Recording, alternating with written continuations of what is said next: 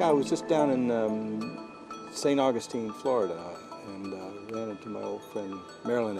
Yeah, I think I remember her. Yeah, and she had some interesting stories to tell. And one thing that Marilyn does, since, you know, in the 20 years since I've seen her last, she's become quite a healer and into you know, lots of healing arts. And one of the things that she does is she makes flower essences. Is that part of for healing purposes? Yeah, yeah, and that's an interesting process that she goes through with that. We started to try and film it, but we didn't really. But anyway, we did sit down and talk about healing a little bit with her. Is she, I don't really remember, is she self-healing, like healing herself or healing others? What is she? No, she uses a variety of techniques, and we'll put her link on the website here so that people can look at that. But she had a couple of real interesting stories to tell, and one about a cat. Of all things, a cat. A cat. Let's hear about the cat. Okay.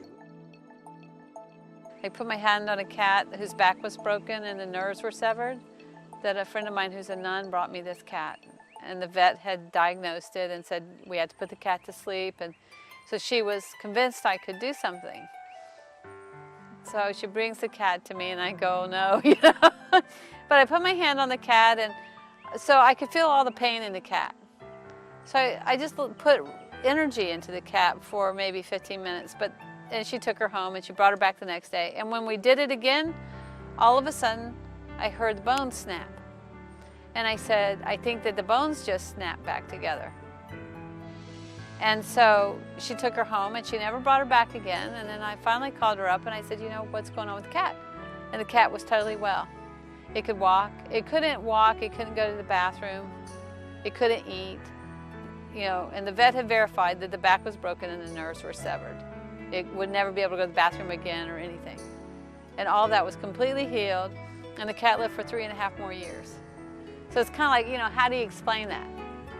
How do you explain it? Well, when you shift your vision of what's going on, you create a field that allows for the possibility of that to show up.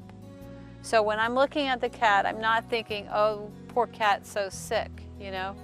I'm thinking, holding a vision of the cat being well.